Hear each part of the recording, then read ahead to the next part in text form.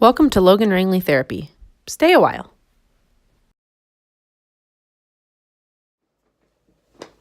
Hi guys, welcome back to my channel today. How are you guys all doing? I am back today coming to you from my office, switching up spaces a little bit. Sometimes it's nice to film in different spots, and so I'm trying this one back out again today. I'm on my lunch break and I'm just enjoying a cup of tea. Not a Starbucks placement, product placement, but just enjoying a nice cup of peppermint tea and wanted to pop in and get this filmed for you guys this week. We are officially on week 7 of the wellness series. So next week is going to be our last week.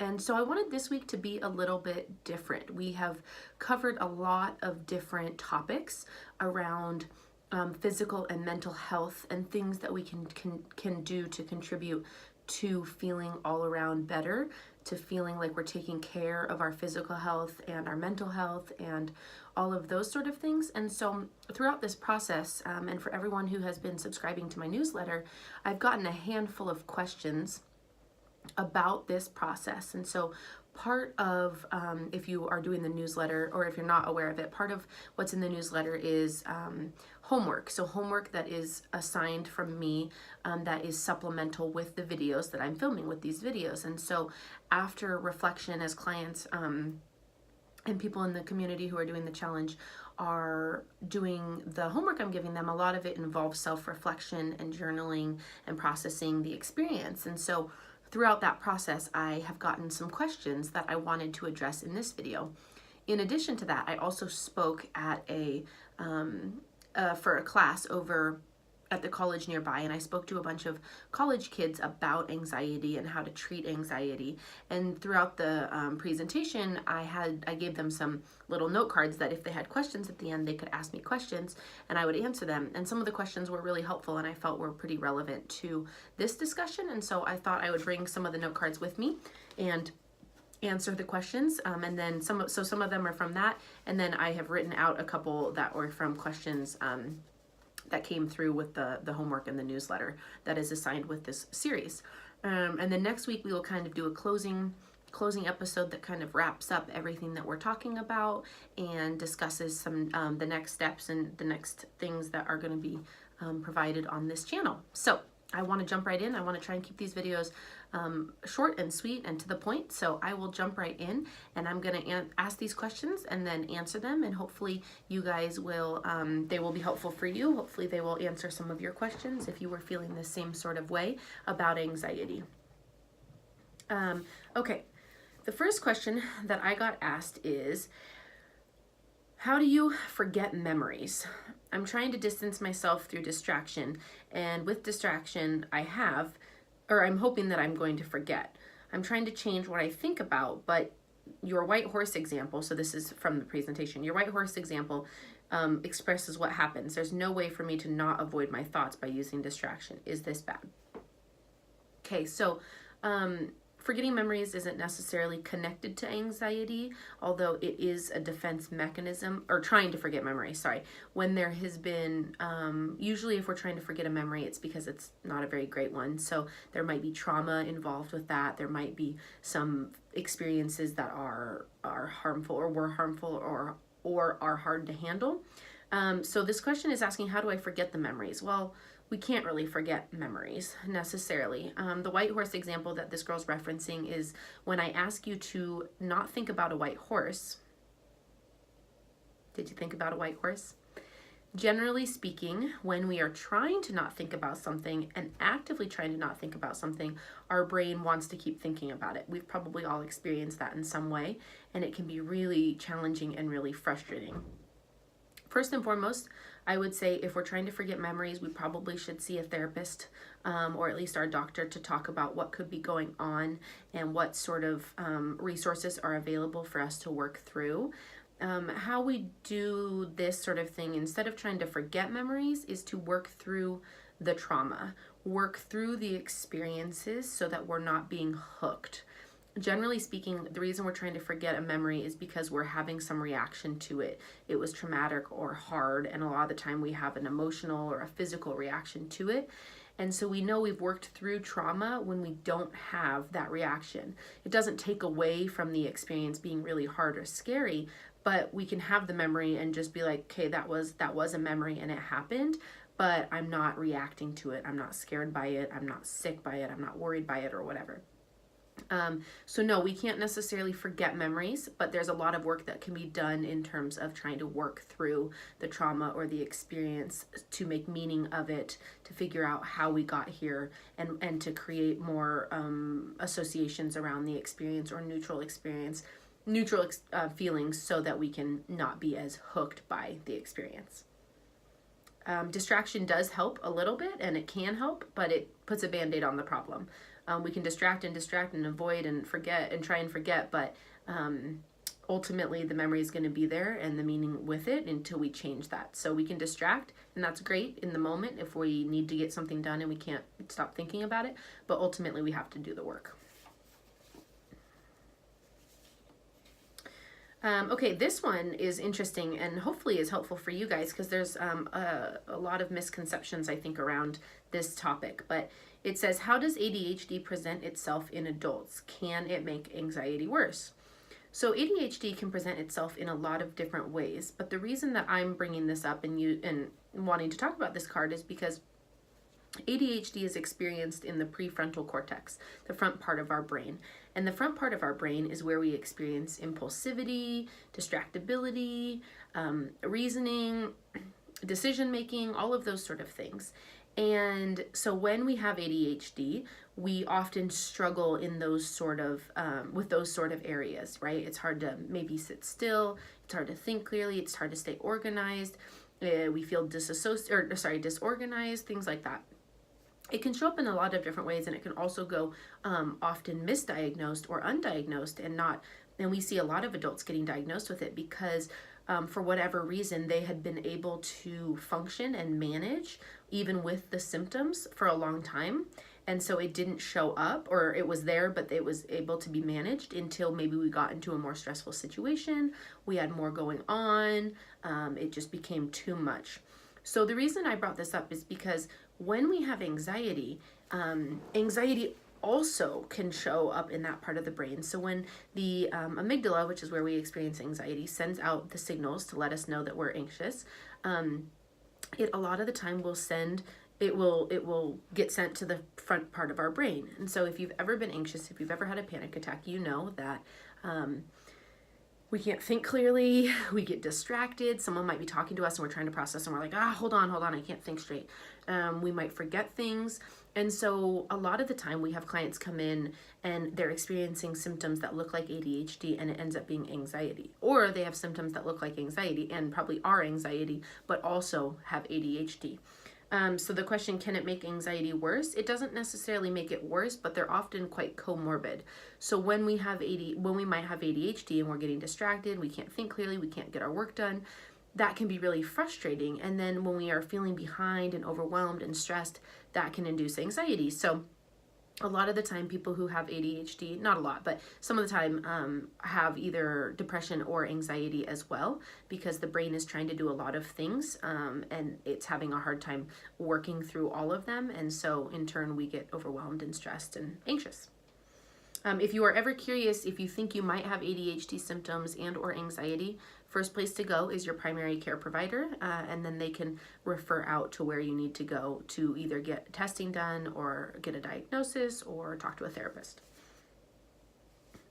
Oh, this is a good one. Okay, what do you do when you feel like life is sitting on your chest? So if you've ever had anxiety, which most of you probably have if you're watching this video, a lot of the time a physical symptom that is a part of anxiety is pressure on the chest, feeling like you can't breathe, like you are experiencing pain. It feels like you might be having a heart attack. So the answer to this, what do you do? Well, a lot of the things that we've been talking about these weeks, making sure that you are taking care of yourself, getting enough sleep, eating well, exercising, surrounding yourself with loved ones, making sure that you have coping skills, things that you can do to support yourself and have people around you support you. first and foremost, when you feel like you have life sitting on your chest, that means that our body is already to the point of having a physical reaction, which means our body is saying you need to take care of this. Sometimes we need to take a step back and we need to say, okay, we got to get this figured out. What do we need to do? What needs to change? Do we need to change up a routine? Do we need to add things into our routine? Do we have too much on our plate? Really sitting down and assessing where we're at and what we can do about it can be really helpful. Then also, self-care, self-love, coping skills, all these things that we've talked about is what we can do to make sure that we aren't feeling anymore like life is sitting on our chest. And definitely talking to people, talking about it. We can't get through life alone, guys. We have to lean on each other. We have to lean into one another. We have to connect with one another because we are our biggest supporters and we need to be here for each other. People who experience anxiety and know the pain and discomfort need to be here for each other. So lean into your supports and the people who love you. Okay, so we got a couple more questions. This one is, do you ever deal with people who have both depression and anxiety? If so, do you have any tips for when you are being attacked by both at the same time? Yes, people often have depression and anxiety at the same time. They can be quite comorbid.